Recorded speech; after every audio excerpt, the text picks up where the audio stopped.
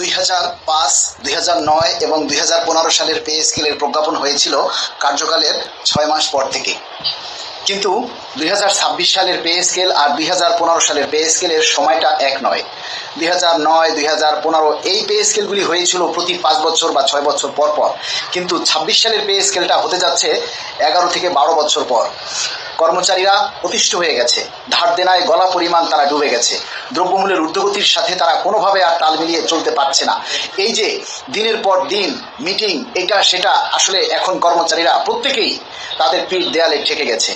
আমরা সচিব পর্যায়ে যারা সুপারিশ প্রণয়ন কমিটিতে যুক্ত আছেন তাদেরকে আমরা অনুরোধ করব, আপনারা দ্রুত সময়ের মধ্যে ক্যাবিনেট মিটিংয়ে আমাদের এই নবম পে স্কেলের চূড়ান্ত সুপারিশ উপস্থাপন করুন অনুমোদনের জন্য।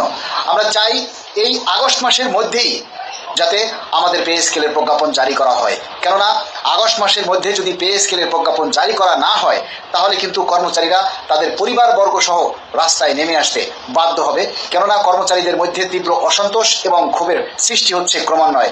আর সরকারের পক্ষ থেকে কোনো নির্দেশনা না থাকার কারণে বিভিন্ন মিডিয়ারা গুজব ছড়ানোর জন্য সুযোগ পাচ্ছে এবং কর্মচারীদের মধ্যে অসন্তোষ এবং ক্ষোভের মাত্রা আরও বিপুল হারে বৃদ্ধি পাচ্ছে। আমরা মাননীয় প্রধানমন্ত্রীর কাছে অনুরোধ করতে চাই, যেহেতু আপনারা পে স্কেল বাস্তবায়নের জন্য মহান সংসদে ঘোষণা করেছেন, শুধু ঘোষণা করে থেমে থাকলেই চলবে না, আমরা চাই দ্রুত তার বাস্তবায়ন।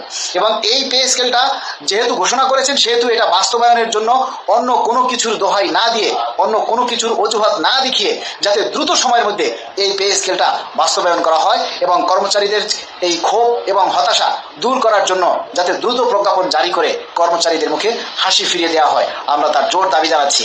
কেননা আগস্ট মাসের মধ্যে পে স্কেলের প্রজ্ঞাপন না হলে হয়তো কর্মচারীরা তাদের ধৈর্যের বাঁধ ভেঙে যাবে।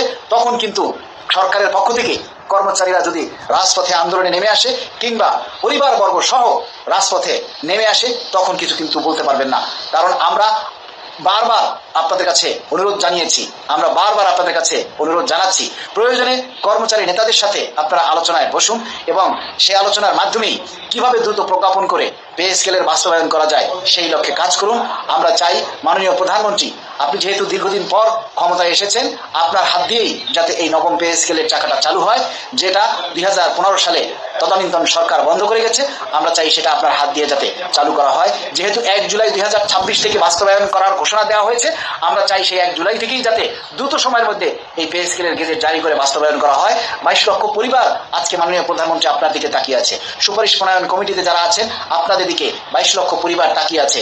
আপনারা যদি আরও কাল বিলম্ব করেন, এখনো যদি মিটিংয়ের পর মিটিং এটা সেটা এই অজুহাত দেখিয়ে সময় নষ্ট করেন, তাহলে কর্মচারীদের বাঁধ হয়তো ধৈর্যের বাঁধ একটা সময় ভেঙে যাবে।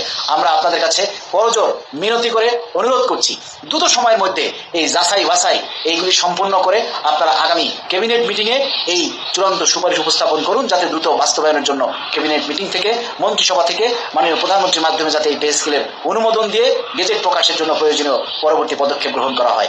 ধন্যবাদ সবাইকে। সবাই ভিডিওটা প্রচার করুন যাতে সরকারি নীতি নির্ধারকদের কাছে আমাদের এই দাবির কথাগুলি পৌঁছে যায়।